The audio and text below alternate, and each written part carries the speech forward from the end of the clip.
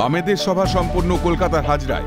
রাজ্য তথা দেশ জুড়ে বিভিন্ন জায়গায় নানা অনুষ্ঠানের মাধ্যমে শুক্রবার সকাল থেকেই প্রজাতন্ত্র দিবস পালিত হয়।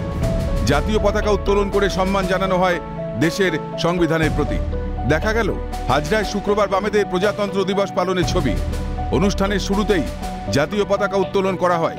উপস্থিত ছিলেন বর্ষিয়ান বাম নেতা বিমান বসু, সিপিএম এর রাজ্য সম্পাদক মোহাম্মদ সেলিম, রবীন দেব সহ সিপিএম এর আরো বহু কর্মী সমর্থকরা। পতাকা উত্তোলনের পাশাপাশি এদিন বামেদের তরফে আয়োজন করা হয়েছিল সাংস্কৃতিক অনুষ্ঠানের।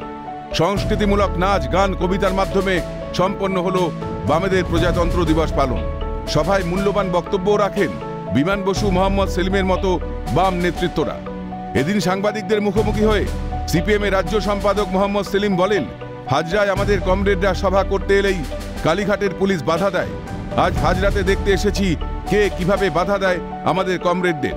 পাশাপাশি এদেশের রাজার রাজত্বে আমরা কেউ প্রজা নই, আমরা সবাই রাজা বলেও মন্তব্য করেন মোহাম্মদ সেলিম।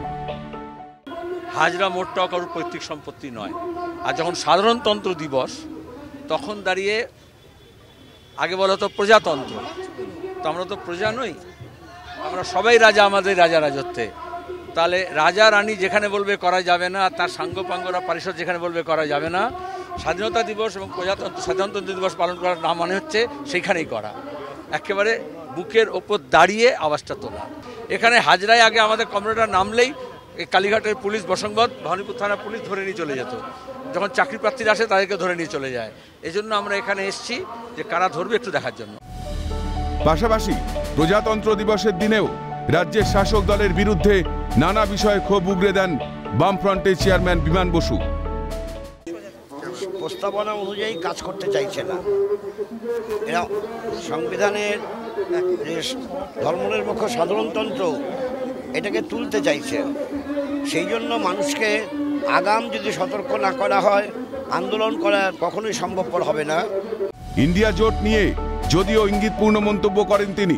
বেসুরো ব্যাপারটা সুরেলা হয় কি না তার জন্য অপেক্ষা করতে হবে। এখন বেসুরো, এরপর যদি সুরেলা হয়ে যায় সেই জন্য অপেক্ষা করতে হবে। এখনই মন্তব্য করতে আমি চাইছি না। দেশের সংবিধান প্রতিষ্ঠার সেই ঐতিহাসিক দিনে এভাবেই বাংলার শাসক দলকে বিঁধলেন বাম নেতারা।